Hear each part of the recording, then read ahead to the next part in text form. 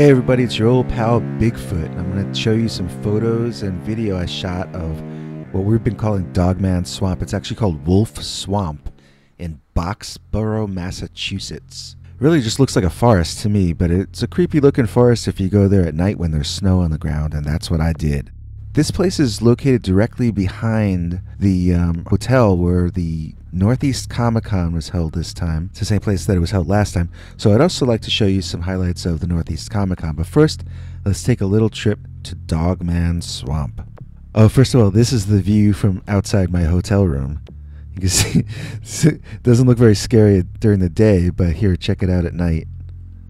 At night it looks a lot creepier. It looks like there's some kind of looks like maybe there's a serial killer living in that shack. Okay, so now let's go to Dogman Swamp. Here we go.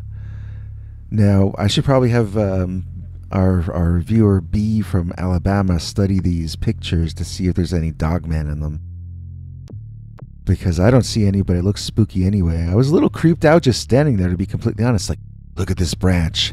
Look at the diagonal branch. Is that a sign of Bigfoot?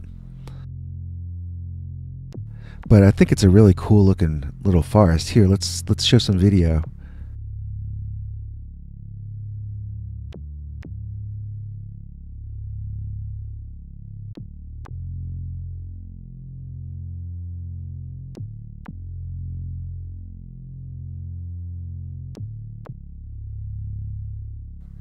Yeah, so it's cool. So I don't want to show you all the pictures and video because I want to save some of them to use as backgrounds in future episodes. But let's go inside the convention and look at some cool stuff that went on there. There was a lot of cosplay kind of things. Oh, this picture here, this is Philo Barnhart on the left. He is a famous Disney animator, a former Disney animator. He animated these characters. It's pretty cool, right? Like, he brought them to life, and then they come and want to pose for pictures with him. And this guy here in the middle is Mark McKenna's a famous inker and artist for Marvel Comics for years, and this guy on the left is the real deal. This is Steve Geiger. He was the art director of Marvel for years. If you've ever seen a comic book cover with like silver or gold on the cover, you know, metallic plating, that's him. He invented that. He invented that when he was art director at Marvel. He also was one of the best artists, and he still works there occasionally, does covers for them. His version of She-Hulk is legendary. He invented the long-haired Hulk, and you know, he's just the real deal. And I also think he and his wife are a class act. The way that they handle themselves, they managed to stay out of drama in a time of high drama when most artists and writers are involved in a lot of drama at Marvel and DC for whatever reason. This guy is not. He's just known for doing a great job. So, you know, hats off to Steve Geiger. I've had the honor of sitting next to him in 2 different conventions now, and, you know, there's just nobody better in the business than Steve Geiger.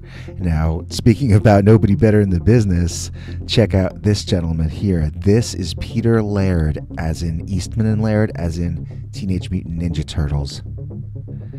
This guy was not only the artist, but he was like the business guy. He handled the business of Teenage Mutant Ninja Turtles. He turned them from just 2 young guys drawing black and white comics. He turned them into an industry, and I wanted to understand why, and so I got to actually sit down with him. No, he sat down and I stood, but we got to actually chat for like 5 or 6 minutes in a row at one point when it was quiet.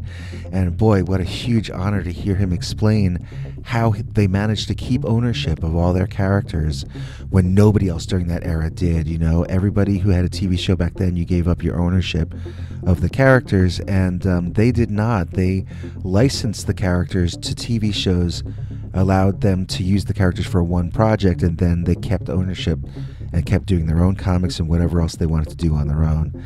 Quite a legend right there. This guy, this guy is a legend in his own mind. This is Charles. He's crazy. This is Tia Kinsman. She's an up-and-coming young artist, a 20-something. She's very talented. Here's some of her work. As you can see, very, very talented person. And this guy, I think, thinks he's John Belushi. I'm not 100% sure. This is Kim, the crafts lady. She had me on her public access show explaining how I do the Bigfoot animations.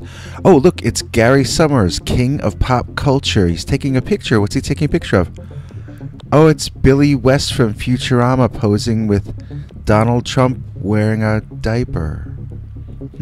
So it was, it was a fun time. Oh, probably the most exciting thing that happened was Akira Takarada, who was in the first Godzilla movie, came out when Guello were performing. Here's Guello.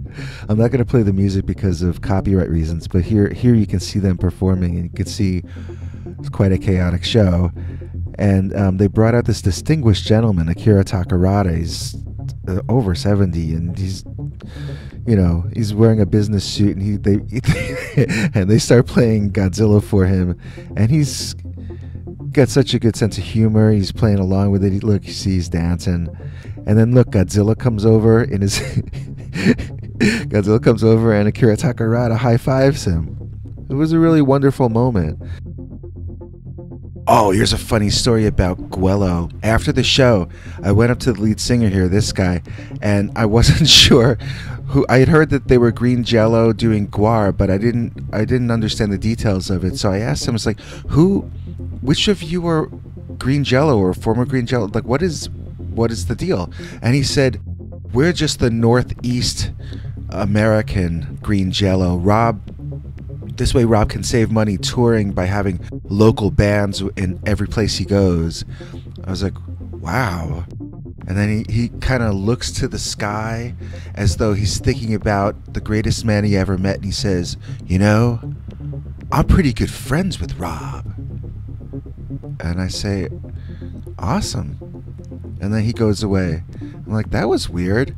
And so I go up to Gary Summers, and I say, Gary, so they're just the Northeast touring version of Green Jello? He's like, oh, were you talking to Rob? I was like, what? He said, there's only one Green Jello. It's them. That was Rob. Gary Summers puts together these very, what's this? That's creepy. Anyway, so, and then there was this guy. He just adopted this thing, and he warned me that his spit causes blindness in humans. And so yeah, maybe he's who's living in this shack. That could be. So anyway, thanks to Gary Summers for having me and those American girls and everybody from Scary Stories. Okay, it was just me. Out to the Northeast Comic Con. It was a lot of fun. And we'll be back tomorrow with real scary stories, not me joking around about a convention. So we'll see you then. Do you have a scary story you want us to read on the show? Just call our voicemail hotline, 804-LIST-SCARY.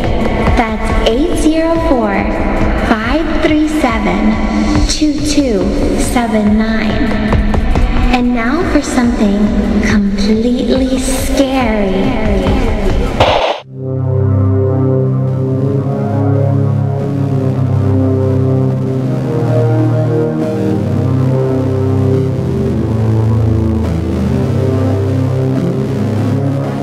Come back for more scary stories.